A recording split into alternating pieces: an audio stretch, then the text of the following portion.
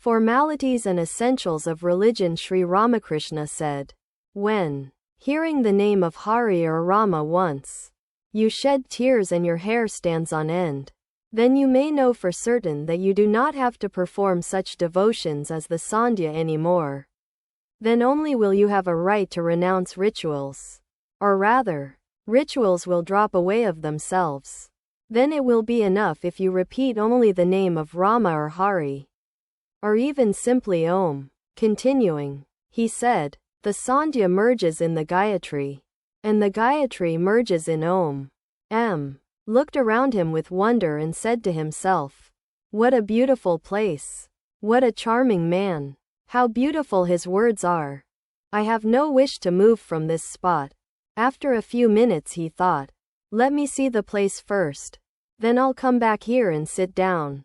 As he left the room with Sidhu, he heard the sweet music of the evening service arising in the temple from gong, bell, drum, and cymbal. He could hear music from the Nahabat, too. At the south end of the garden, the sounds traveled over the Ganges, floating away and losing themselves in the distance.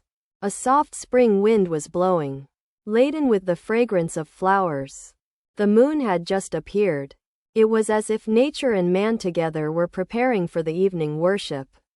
And Sidhu visited the 12 Shiva temples, the Radhakanta temple, and the temple of Bhavatarini, and as watched the services before the images his heart was filled with joy. On the way back to Sri Ramakrishna's room the two friends talked. Sidhu told that the temple garden had been founded by Rani Rasmani. He said that God was worshipped there daily as Kali, Krishna, and Shiva, and that within the gates sadhus and beggars were fed. When they reached Sri Ramakrishna's door again, they found it shut, and Brind, the maid, standing outside, who had been trained in English manners and would not enter a room without permission, asked her, is the holy man in? Brind replied, yes, he's in the room. How long has he lived here? Brinde. Oh, he has been here a long time. Does he read many books? Brinde. Books? Oh, dear no. They're all on his tongue. Had just finished his studies in college.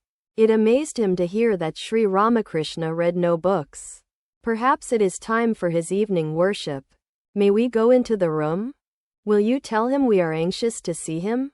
Brinde. Go right in. Children, go in and sit down. Entering the room, they found Sri Ramakrishna alone, seated on the wooden couch. Incense had just been burnt and all the doors were shut.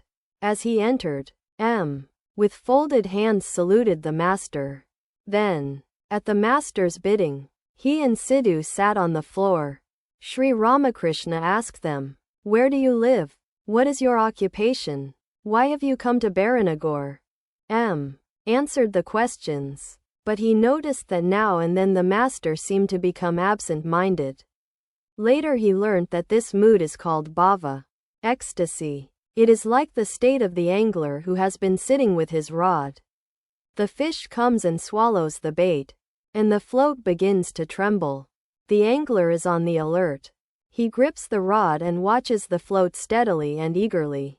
He will not speak to anyone. Such was the state of Sri Ramakrishna's mind. Later heard, and himself noticed, that Sri Ramakrishna would often go into this mood after dusk, sometimes becoming totally unconscious of the outer world.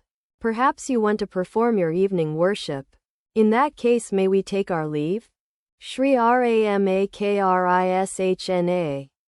Still in ecstasy. No evening worship? No, it is not exactly that. After a little conversation, saluted the master and took his leave. Come again, Sri Ramakrishna said. On his way home, began to wonder, who is this serene-looking man who is drawing me back to him? Is it possible for a man to be great without being a scholar? How wonderful it is! I should like to see him again. He himself said, come again. I shall go tomorrow or the day after. Quote,